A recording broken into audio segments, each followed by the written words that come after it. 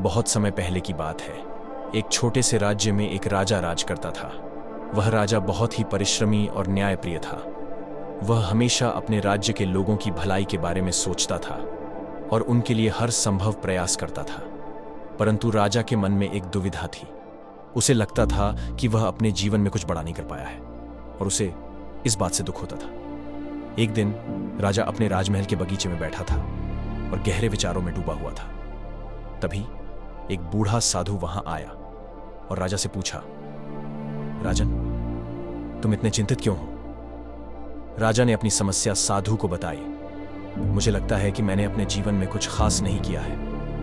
मैं अपने राज्य का देखभाल करता हूं, पर मुझे लगता है कि इससे कुछ बड़ा किया जा सकता है। साधु ने राजा की बात सुनी और मुस्कुराते हुए कहा, राजन, तुम बहुत बड़ा कार्य कर रहे हो। एक सच्चे राजा की जिम्मेदारी है कि वह अपने राज्य के लोगों का भला करे और उन्हें एक खुशहाल जीवन दे। तुम्हारा कार्य बहुत महत्वपूर्ण है, परंतु यदि तुम और अधिक करना चाहते हो तो मैं तुम्हें एक साधारण सी परीक्षा दूंगा। राजा ने उत्सुकता से पूछा, कौन सी परीक्षा? साधु ने राजा को एक बीज दिया और कहा, इस बीज को अपने महल के बगीचे में बो दो और इसका ध्यान रखना। यह एक विशेष पौधा है।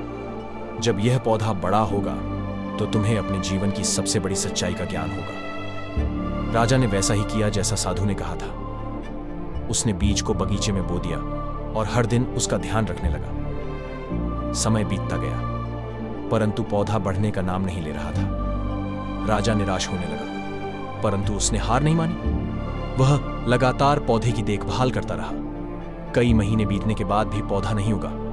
एक दिन राजा ने साधु को पुनः बुलवाया और कहा, मैंने हर संभव प्रयास किया, परंतु यह पौधा नहीं बढ़ा। साधु ने हंसते हुए कहा, राजन, यह बीज बढ़ने के लिए नहीं था। यह तुम्हारी धैर्य और समर्पण की परीक्षा थी। तुमने जिस धैर्य और समर्पण के साथ इस बीज की देखभाल की, वह दर्शाता है कि तुम अपने राज्य और अपने लोगों के प्रति कितने समर्पित हो। असल में सच्ची महानता केवल बड़े कार्यों में नहीं, बल्कि छोटे छोटे प्रयासों और धैर्य में होती है।